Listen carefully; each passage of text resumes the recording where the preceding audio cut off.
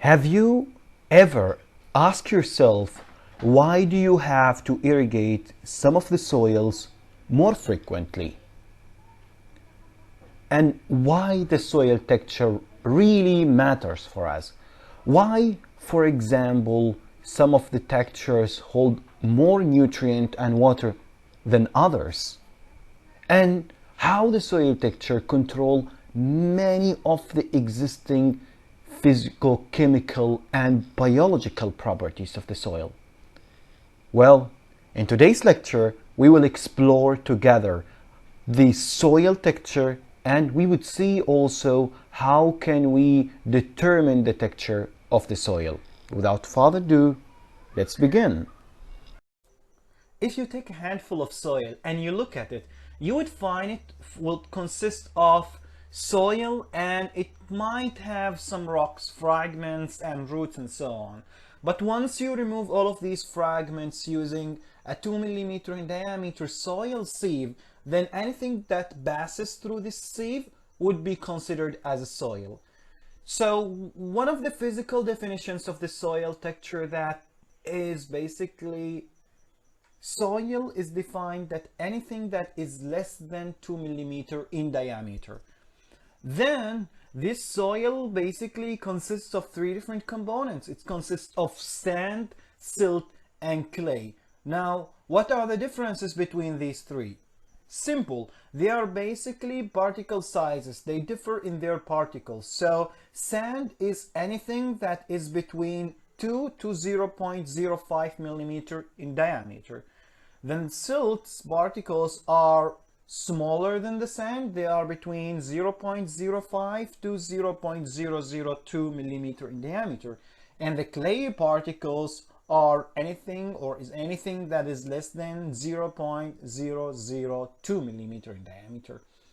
But once you have these three, they basically all exist in the soil. So your handful of soil consists of all of these three components together, but each one of them exists in a specific percentage, And that's how you would see in the next slide when we talk about the soil textural classes. So let's go to the next. So sand, silt, and clay all exist in the same soil. They are called the soil separate.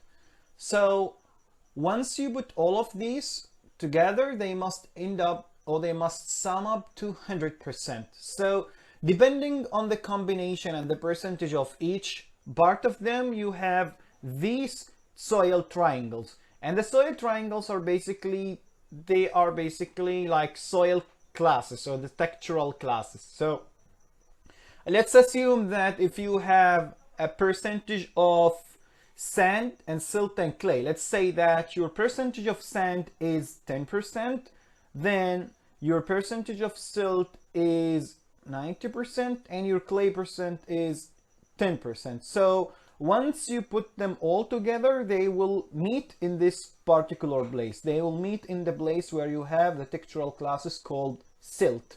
So that's the soil texture. Depending on the percentage of sand, silt, and clay, you might end up with a different textural classes. And this triangle basically consists of 12 different textural classes.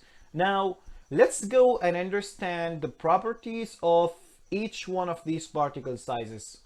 Understand the properties of the sand, silt, and clay.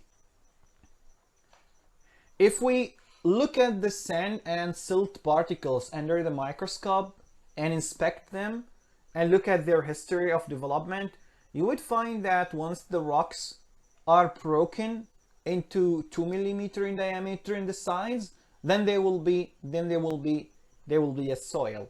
And if you look at the sand and the silt, you would find that basically they are developed from broken fragments and mainly consisting of quartz, feldspar, mica, and other type of minerals.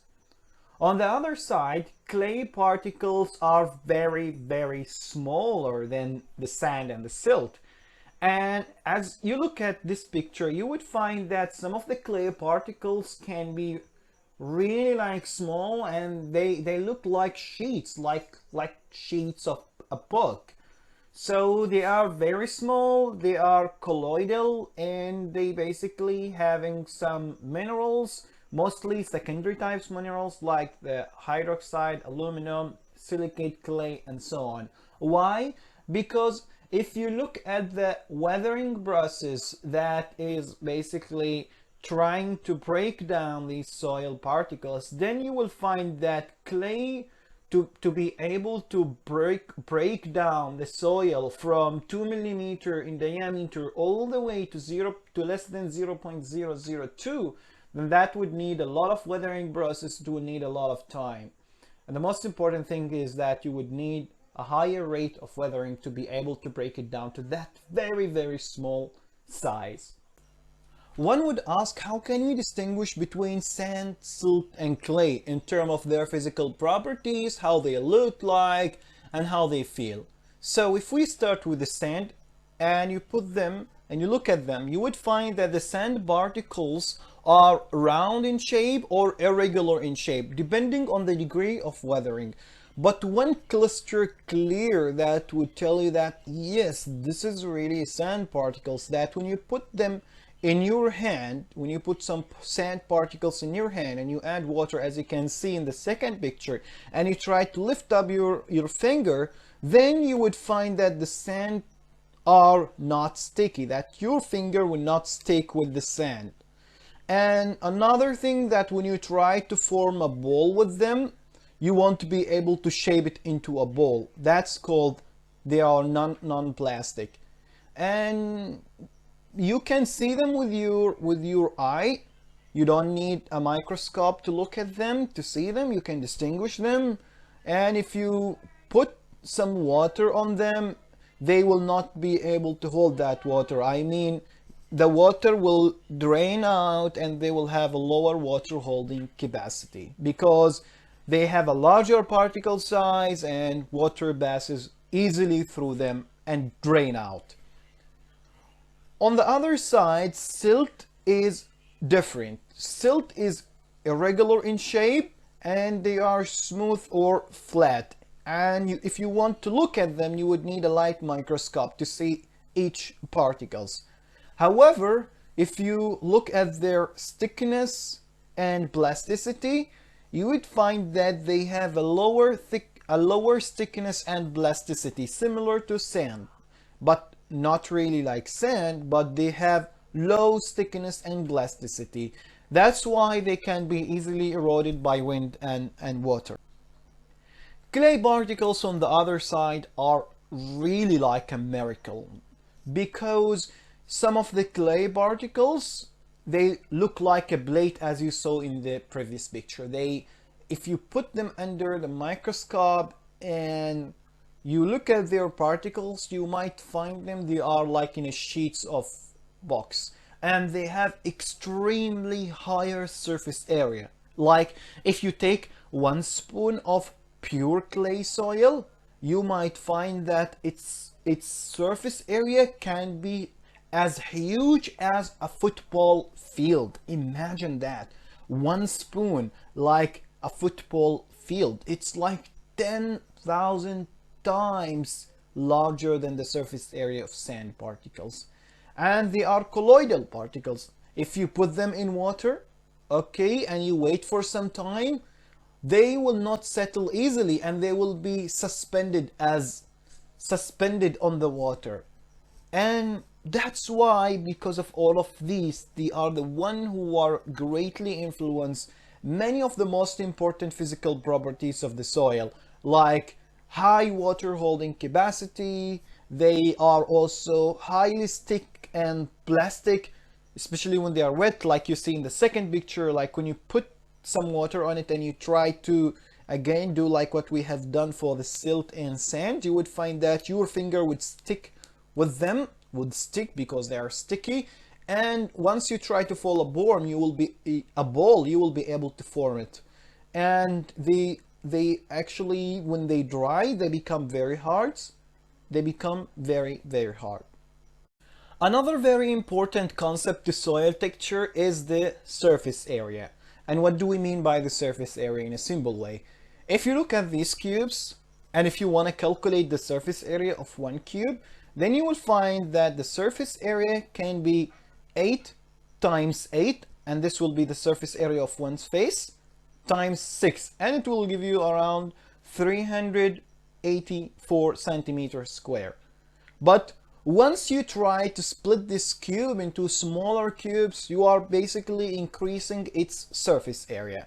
So the smaller the size of the particles, the greater the surface area. That's why if you remember from the previous slide that clay particles are much smaller than the sand, and therefore their surface area is 10,000 times larger than of the sand. And the surface area can be approximated. So if you look at the sand particles, their surface area can be around 0.1 meter square. Compared to silt, it's around 1 meter square, and clay can range from 10 to 1,000, and it can reach up to 10,000 depending on the type of clay. And now you might ask yourself question, well, why the surface area is that really important? You remember what we have said in the clay? Clay influences most of the properties of the soil. Because when you have a smaller surface area and you have more clay in your soil, then you would have larger water holding capacity in that soil, and you will have also larger storage of nutrients. So your soil can hold nutrients and water. There are also other benefits of the surface area, because the surface area of the particles, basically, as we said, they are a place for water. So with the surface area, you would hold more water because you have more space to take that water in. Also, the surface area is very important for electrically charges. So once you have surface area and you have more charges, then you would be able to hold more nutrient and water. Not only that, but the surface area is important because it's the place where chemicals and gases can be absorbed and interact, and things can happen. It's also the site for the microbial activities and the growth, and it's the site where most of the chemical reactions occur, like the weathering, absorption of chemicals, retention of nutrients, and also the soil aggregate formation. That's why when you have a higher surface area, you would improve, we can say that you would improve most of these things. Higher water holding capacity, higher nutrient, more place for microbial activities, and so on. Okay, now we know what is the soil texture, and we know how the soil texture and the surface area are related and controlling many of the physical properties of soil, like holding of water and nutrient.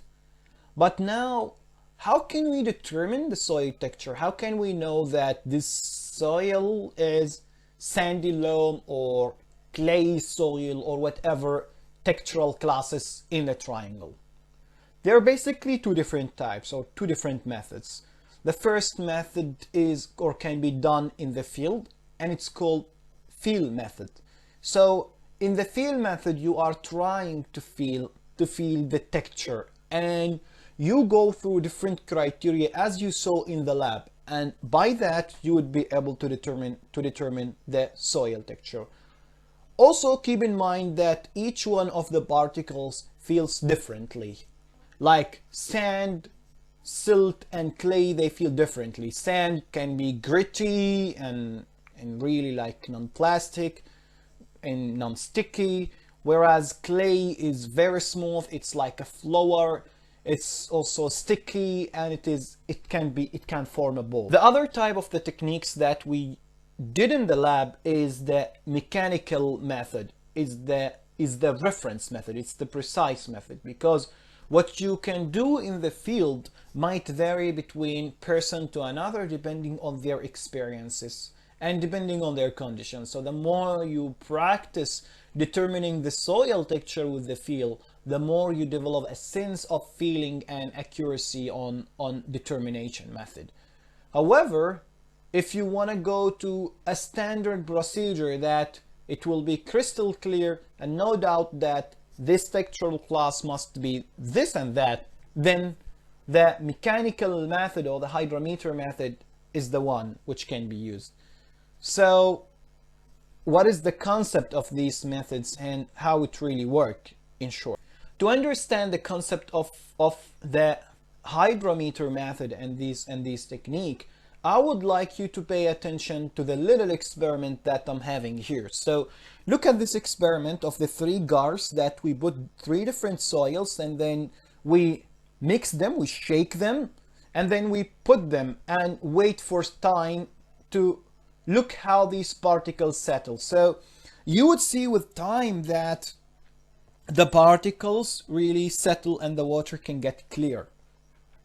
But how these particles settle and what are the factors that controlling their settlements, just try to look and observe and wait until the end of the 33 seconds. So keep watching. Now you would see that, for example, the sample or the jar to the left is almost getting clearer and clearer compared to the other 2 jars where you still can observe some of the suspension in the water. So remember now, each of these samples have a different combination and percentage of sand, silt, and clay. And this particle size is settled at a different rate. Sand particles are larger in size, and therefore they will settle faster because they are heavier compared to the silt and to the clay. So observe the differences in the color and observe also in the color, I mean, of the suspension, and also observe the differences in the thickness of the settled soil at the bottom of the jar. Now let's go on and find more details of this. So how the particles settle in water? There are different things that control the settlement. We have the properties of the particles itself, and then we have the properties of the liquid itself, the water. So the factors are summed up in an experiment that has been done by Stokes. So you have the Stokes Law, which basically describe the velocity of the settlements of the particles, or how fast the particles can settle in water.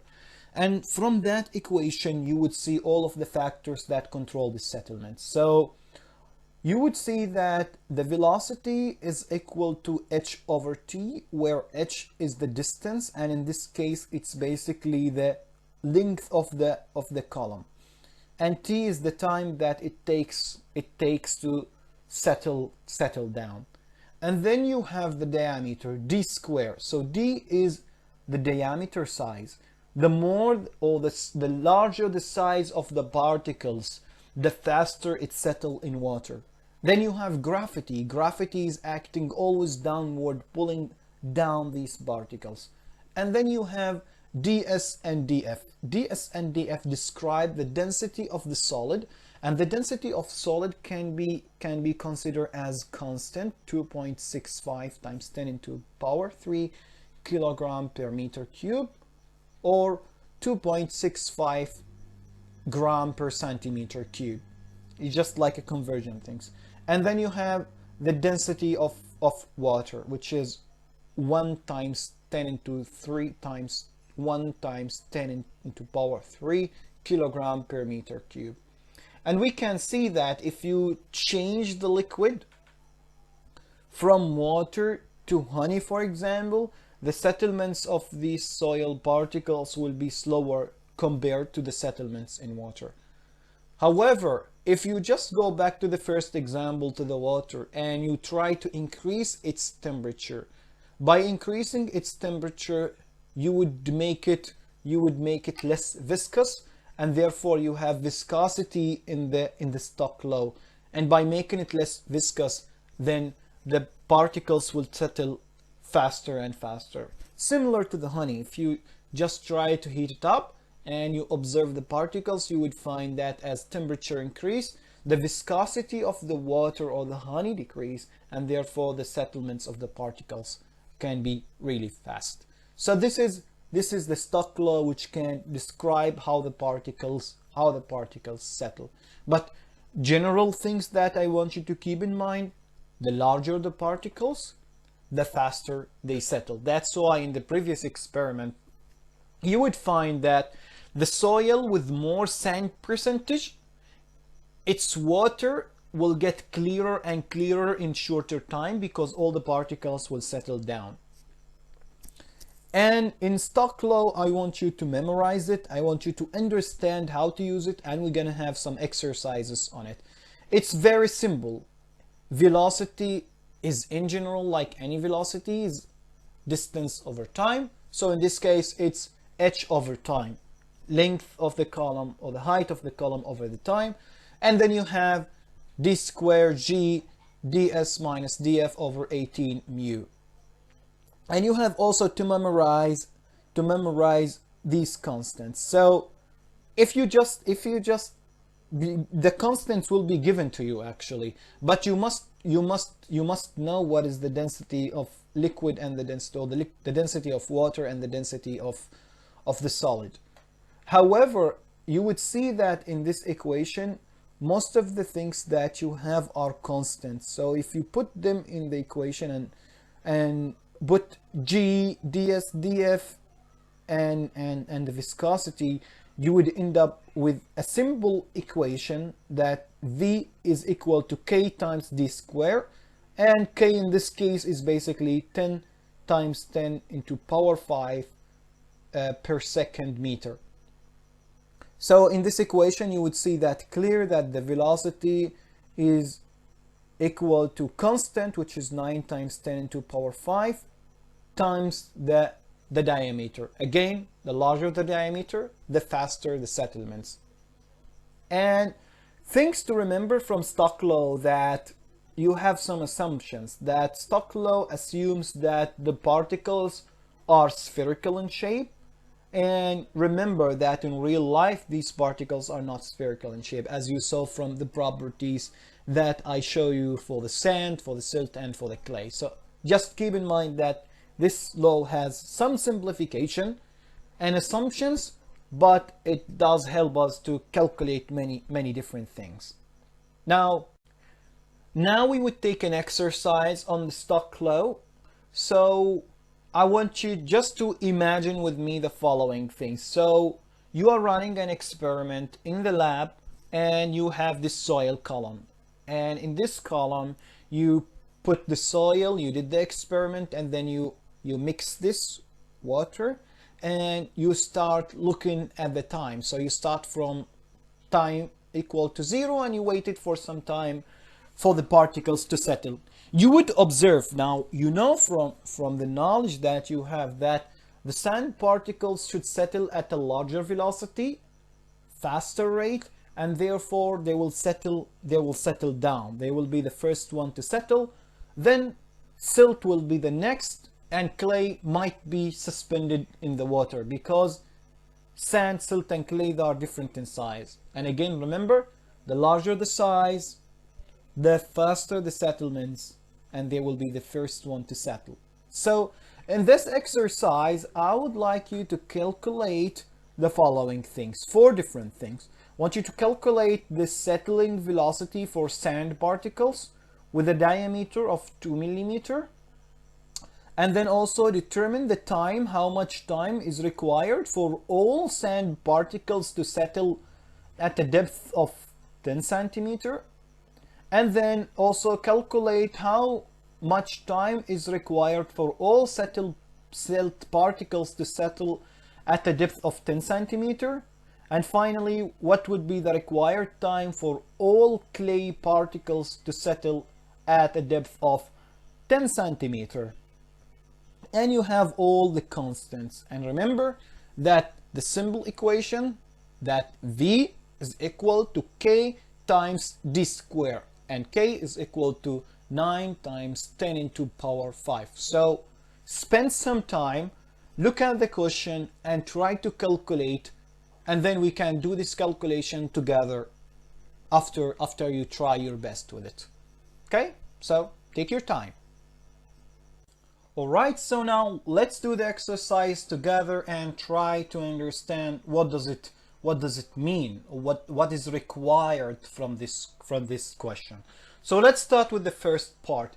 Determine the settling velocity for the sand particles with 2 millimeter in diameter. So what they need is basically to calculate the velocity for the sand particles to settle, exactly like what you saw in this animation in the picture.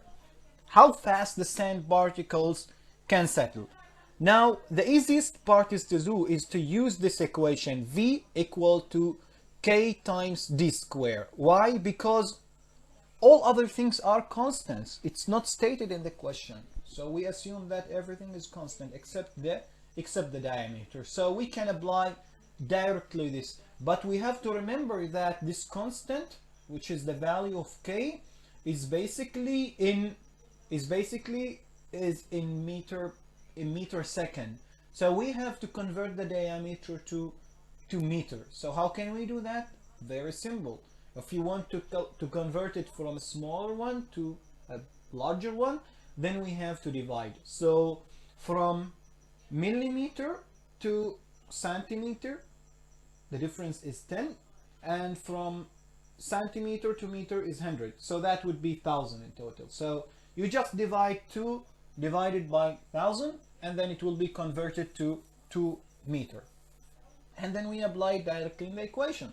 So you put the value of K, and then you put the value of D, and don't forget to square it, and then you get the settling velocity equal to 3.6 meter per second. Easy, right? Now, what is required from the second part? So you would see that I highlighted some of the most important keywords in the question. Determine the time. So what is required here is time. That is required for all sand particles to settle at a depth of 10 in an aqueous suspension at 20 degrees. So basically what is required in this question is to calculate the time that is required for all sand particles to settle. Now you put a highlight under the term all sand particles to settle, but you are given the depth. So look at the animation. You would see in the picture that we have an initial height. Now we make it as 0, and then a final height which is 10 centimeters. So all sand particles to settle at that particular depth. What can we use?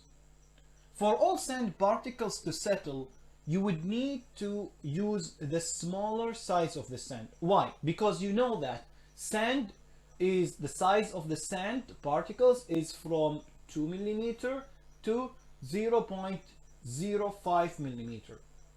And you know that the larger the particles, the faster will settle. So all sand particles to settle means that you need all of the particles that settle. The larger sand particles and the smallest sand particles. And in this case, the one which will reach later is the smaller size. That's why we have to consider the smaller size. And when we use the smaller size, it means that all of them are settled. Okay, so in this case we know that to get the velocity, that the velocity is equal to h over t, and from this equation we can calculate the time. Time is h over v, and we know that h is 10. However, we still missing with the velocity, so we need to get the value of the velocity. So to get the value of the velocity, let's use the Stokes Law equation. So velocity is equal to d squared times g times ds minus df over 18 mu. And then you put all the constants. And you calculate the velocity, and you make sure that the smallest particles of sand is basically 0.05, but you have to convert it again to meter. Divide by 1000 and that will be this value. And then you put everything and then you calculate the velocity as 2.2 times 10 into minus 3 meter per second. Then you put the value of the velocity in the equation of time. And then again, you will have to convert the height from centimeter to meter because you would have a consistency in units. And then you get that for all sand particles to settle, you need about 45.45 seconds. Now, let's move to C. Now, in part C, it's almost the same idea. It's asking you the time that is required for all silt particles to settle at the same depth. Same depth meaning at 10 centimeter. So again, if we look at the animation, silt particles, all of them settled, and the final height is 10 centimeter. So we use the same concept. We know that the silt particles are those particles who range from 0.05 to 0.002. And to make all the silt particles settled, we have to consider the smallest size. So the smallest size is 0.002 millimeter diameter, and then we just divide it by 1000 to convert it into a meter, and we get this value. Then again, velocity is h over t, and from this equation we can calculate t is h over v, and we convert the h into meter again, and then we calculate the velocity using Stokes Law. We put everything, and then the velocity will be around 3.6 times 10 into minus 6, and then we just substitute everything in the time equation, and we get that you will need around 27.78 times 10 into power 3 second, and then we can convert it from second to hours, and that would be around 7.7 hour. Easy, right? So now let's do the last. Now in the last part, they required that what would be the time for all the clay particles, so for clay particles with a diameter of 0.001 to settle at the same depth at 10. So again, we have this particles of the diameter 0.001, how much time they would take until they settle at 10 centimeter. We don't have to use the same concepts because now we are giving d, we are giving the value of d, and we just have to convert this d from millimeter to meter, and then we apply exactly the same equations, and we convert the height, and then we put everything in the equation, and we calculate the velocity of these clay particles, and that would be 8.99 times 10 into minus 7, and then we just put it in the equation of time, and then we calculated everything, and that would be 30.9 hours. Now I want you to feel the physics, what is going on there. If we just look at the time from part A, the time for the sand, the time for the silt, and the time for clay, we would see that as the particle size gets smaller and smaller, they would take longer time to settle. And that goes with the physics, that the larger the size of the particles, the faster they settle, and vice versa. All right, I think this is fine for today. We have learned different things about the soil, and now it's the time to relax and have the snack moment. So let's watch the video and take care. Bye.